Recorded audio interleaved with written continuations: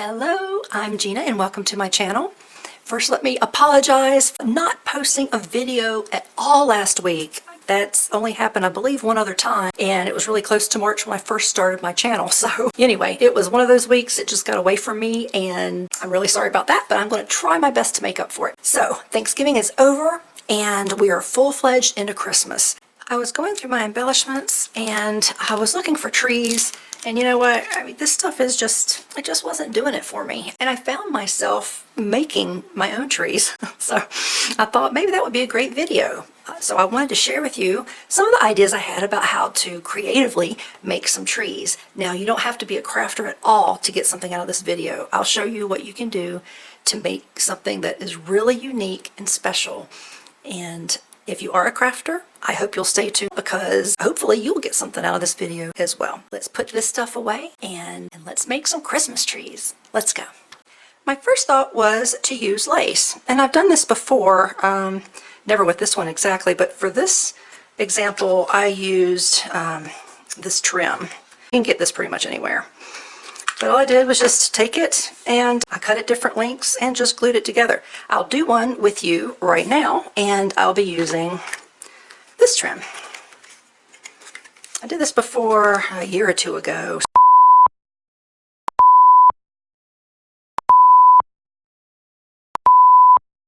When I did this one, it really kind of grabbed quickly, but it's much thinner too, so I don't know, maybe that has something to do with it. Maybe, we'll see. Okay. Now.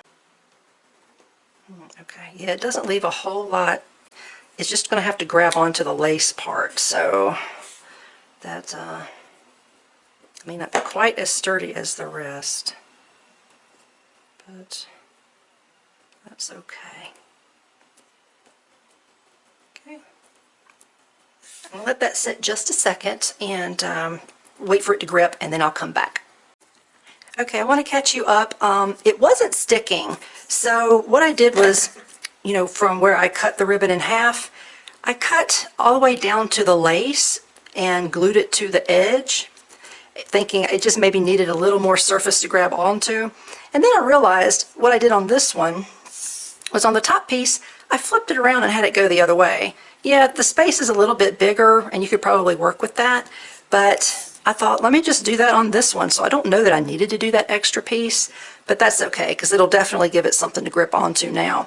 So I'm gonna, instead of gluing it down like this, I'm gonna flip it over and glue it like this. Okay, so I'm gonna pick one to be my point, which will be this one. Doesn't matter. And I'm just gonna turn it around and kind of center it. And glue it down like this. I'm going to give that just a second to adhere, and I'll be right back. Okay, it's not all the way dry, but I'm going to go ahead and just cut it, and if it pops off I'll just stick it back on and let it dry while I continue with the rest of the video.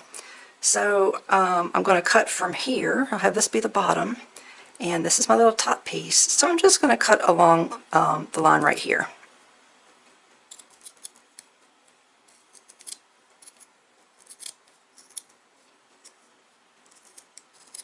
Okay, there we go. And again, I'll leave 4 little lace squares, and then so I'll cut from here up to the top like this. Actually, maybe I'll turn it around. Okay, so here's my top, and there's my bottom.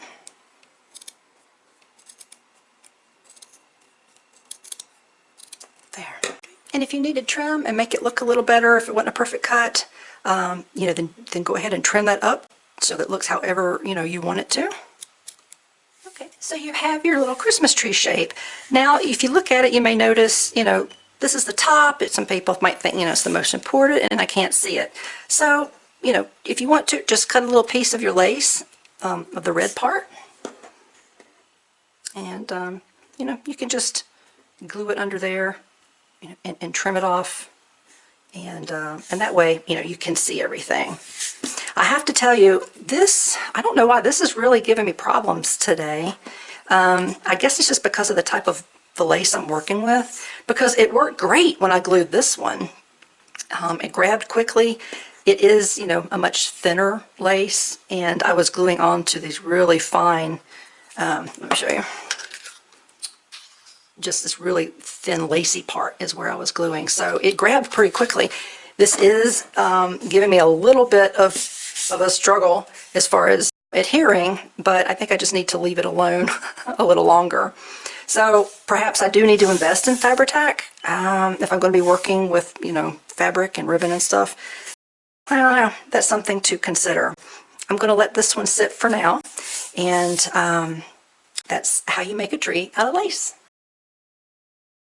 Now these next couple, I just want to show them to you. We're not going to make one because it's pretty self-explanatory. I made this one using the craft sticks, and I don't know where I got these. I think they even sell them at the dollar store. It might have been where I got them. I just took one of the sticks and left it long, and then took another one or two and cut them up in various sizes. And what I did was I just colored them at first with markers. And anything that you've got, crayons, markers, paint, anything. So ink, because I tell you, I colored it with marker, and then I went over it with this Stays On, because it was almost the same color as the marker I was using, and it was laying on my desk, and I looked up and thought, oh, okay. So I just took the wood and inked it. And I just took some glue and glued it. Now you can do them straight, which was my original plan. But when I put the glue on, and this, I just used my art glitter glue. I put it on, and it was wet glue, so it, you know, it kind of moved, and I put it back, and it decided to move again. So I thought, okay, that must just be where it wants to live. So I just went with it, and then thought, well, it's a very playful pattern. I thought it was just adorable. Now the star is just a little wooden star that I got in a pack. I've had this for a couple of years, so I'm sure I got it at, I don't know, maybe AC Moore, at one of the craft stores. And I just took the star and put it on, and then I used, which you kind of can't see, I probably ought to go over it, but I just used this pigment ink pad. It was gold. So I just went over it with a little bit of gold. I kind of cut the top part of my base stick to a point, and because I was just going to leave it that way, and then I remembered I had this wooden star, so I just used the art glitter glue to just kind of push it in and tack it together, and it's staying. So I'm sure it's not, you know, you have to be gentle with it. But what you could do is not even do that, and then just glue it onto your page or whatever it is that you're, you know, going to be using your tree for. If you don't even have to adhere it. So I thought that was super cute, and wanted to show you that that is also an option. Another idea was to use buttons. I used the Fabric Fusion to glue the buttons, and they gripped really quickly. So, you know, whatever, I don't know. I'm a little undecided about this stuff. But if you sew, you could certainly take the time to, you know, to sew them on, and, you know, so that it had thread in the middle, which would look even better. I'm just not that patient. And what you can do is you can take a little scallop scissors, or just plain scissors, it doesn't matter, and cut around the edges. I try to just put the glue in the middle, because if you want, you can kind of pull it back like so, and cut it to where you can't see the fabric on the outside. So, you know, possibilities are endless, but I thought that was just super cute, and that is also another option to make a tree. Something else you could do is just make it out of paper. Now, this I'm calling handmade paper. You're not actually making the paper, but you're coloring it yourself. I think pretty much all of these were made with Distress Oxide inks and distressed inks, and there's just all kinds of crazy patterns and colors. Well, these are tags I did. Here are some like bookmark sizes, and I have a whole video, which is where a handful of these came from. There's a whole video I did, and where we made all these. I was going through how the different ways to use the Distress Oxides. So we can certainly use those, and I just have tons that I've made using different colors, different techniques. Look, you can use stencil. These would be great to use to make your Christmas trees. As you can see, I've just got tons and tons of papers. We will definitely use some of these. Let me pick out a few, and I'll show you what I mean. Okay. I pulled some, and so all you have to do is just cut triangle shapes. Super, super easy.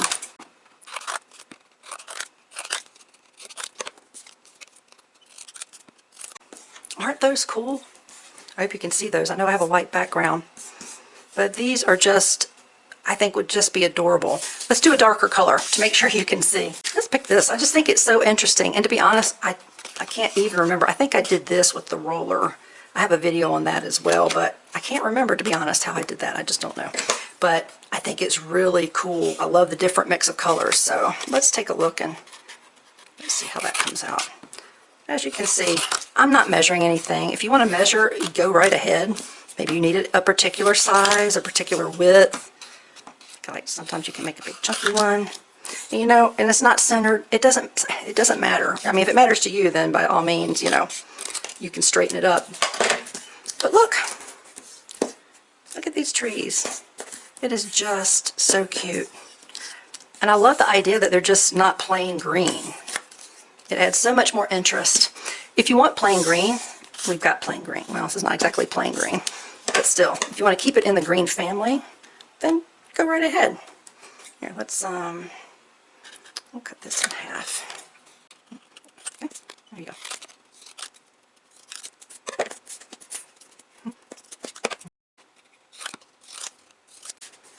There. So there you go. Anytime I'm playing around with whether it's distressed oxides, it could be watercolor, it could be crayons. You could just sit and color paper with different crayons or markers, acrylic paint, anything that gives pigment. Color it on a piece of paper, and it depends on what it is you're using. You might want to use something sturdy like watercolor paper, or maybe you just want to use, you know, some white cardstock. So just make yourself some handmade colored paper and cut yourself out a forest full of trees. Now, some of you may be fortunate enough to have a tree punch, and I got this one. I guess it's, you know, EK, I guess it's EK Tools, and punches are quite expensive, so the only time I ever get them is when they're on sale and they're marked way down. So I got lucky last year and got this one, I guess, after the Christmas holiday. But what you can do is you have options. You can just pick some colored or printed paper and punch yourself out some trees that way. This is just regular cardstock. It's regular green cardstock. Now what you can also do is cut out just a white tree out of cardstock, and you can do some coloring, which is what I did with these. These I used markers and just used that downward stroke, which I can show you. I leveled up on this one because I went with acrylic paint. I kind of thought, let's give it a more realistic view. These are fairly cartoonish and they are adorable, but you know, it depends on what you're making. If you're going to make a card, maybe that card is a little more sophisticated and you know, the comic-y look, it just isn't maybe appropriate, and you want to level up and add some realism, and that's what I did with these. So as you can see, I used acrylic paint, and I may do a tutorial, a separate tutorial on how to do this because it took a little time, and that's not my goal here. And there I added a little more dimension, which gives it a more realistic look. So if you have punches, you're lucky. You can already get a different shape, and it's not the triangle shape. It gives you a little bit of a layered look, which helps out a lot. So let me show you how I made these trees. Okay. I use, these are Firefly alcohol markers. I got these at Tuesday morning. As you can see, these were $9. Estimated value is $29.99, so $30. I'm not really sure where these are sold.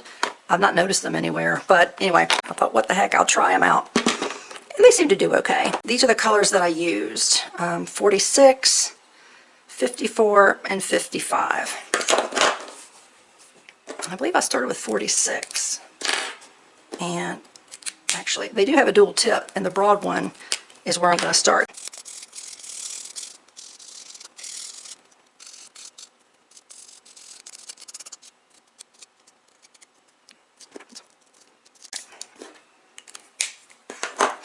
So I just laid down a base color. It doesn't, you know, it's not perfect coloring, but it doesn't matter because I'm going to go over it. Next, I used 55, which is emerald green. That is one thing about these, is it gives you a number, but it also gives you the name of the color.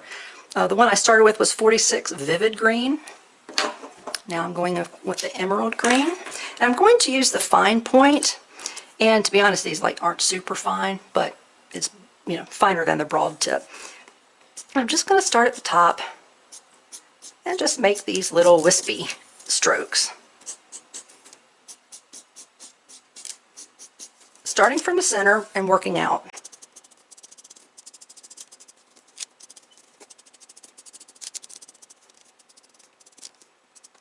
Okay. Now I'm going to go over it with 54, which is Viridian.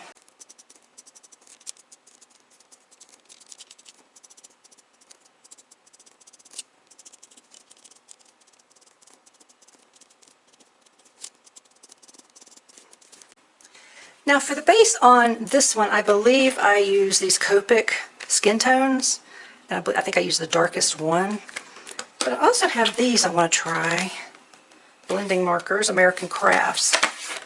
So I'll just pick a dark color. Okay. Okay, yeah, that's nice. There. Maybe I'll try an even darker one. Okay. There. Now don't forget, you might want to get around the sides, get around the edges. If you're going to use it in a card or, you know, a project, you don't want the white to show. Unless you do, and if you do, then leave it. Okay, and that's how you can use your punch and make a forest this way. But you can make them as simple and as elaborate as you want, and there's your forest. Another thing you can do with your punch is to punch out your handmade papers.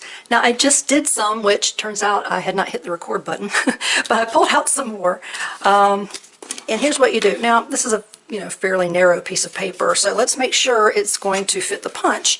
And to do that, you just flip it over and slide it in, and just make sure that you see paper everywhere that your punch is going to punch out. And this, I think, barely makes it, so whoops. There you go. Isn't that cute? Let's do some more.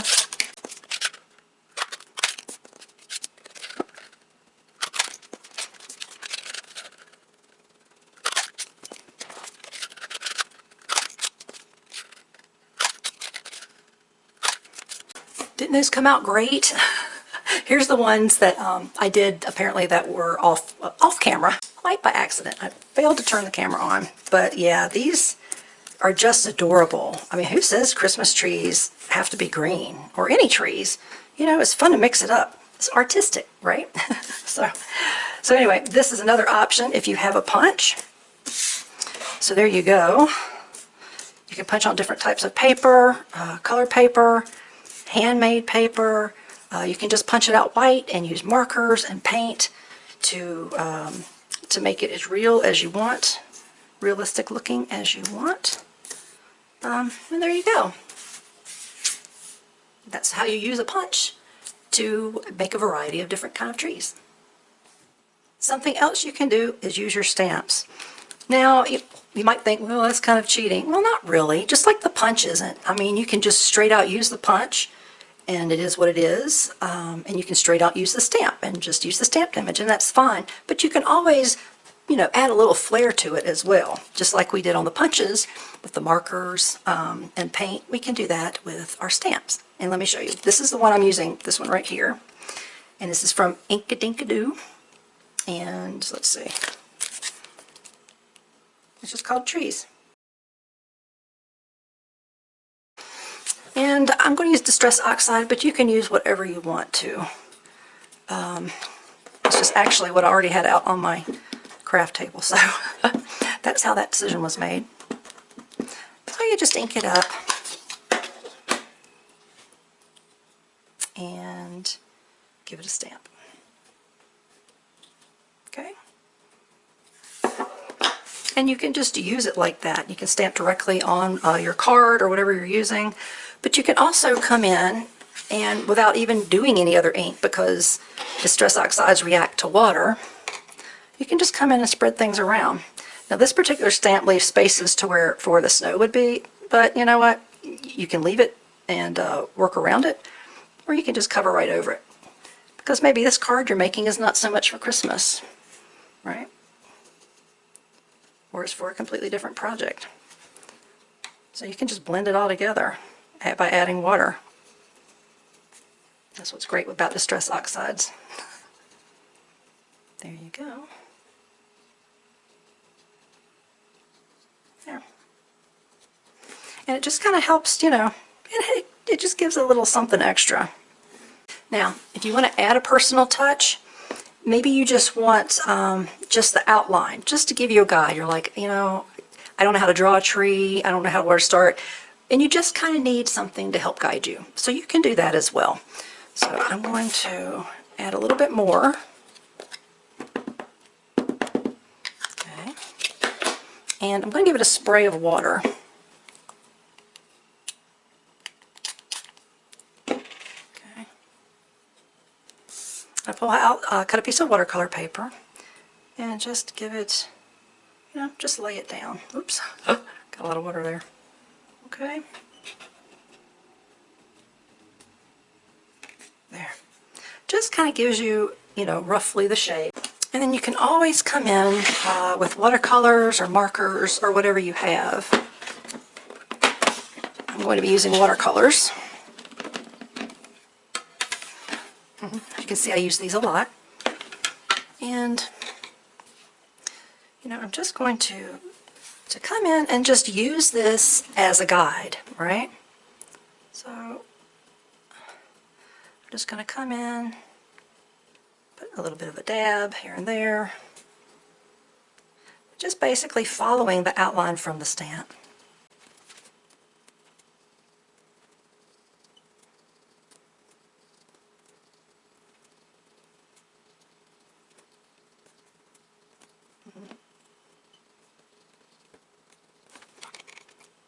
Now, in case you're wondering, the color I use there is called, this one is just called green. Okay. And you can also come in with a little bit of brown to give it a trunk. And I'll use, let's try this Mars brown. Okay.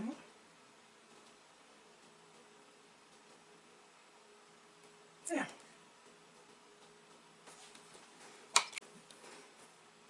Add a little bit more water if you want to blend off, soften up the color a little bit. And there you go. So you can definitely use your stamp to help you create a tree, if you have a tree stamp. As far as decorating your tree embellishments, the sky is the limit. You can use stickles, liquid pearls, lace, ribbon, buttons, glitter, sequins, paper punch-outs, washi tape, anything that you have. Here are a few that I did, and I mostly used stickles and ribbon and some sequins. And just some different patterns. I don't think they're dry yet, so I'm not going to pick these up. But yeah, I mean, the sky's the limit. So you decorate these however you want to. A couple of them like this, I really, really love this, and I kind of like the natural look to it. So I didn't want to glitz it up with anything because I'm not sure how I want to use it in the future. The same thing with the buttons. I just think they're really cute. You could paint the buttons and glitter the button. I mean, you know, you can do anything of the aforementioned to the buttons, but I didn't want to do anything right now because I just want to wait and see what kind of project I'm going to use them on. Just look at all of the trees we made today, and they're all really easy. Everybody can do it. They're simple, they're fun. I encourage you to sit down and have some craft time before you make your cards or start up maybe your Christmas project, and just make some embellishments.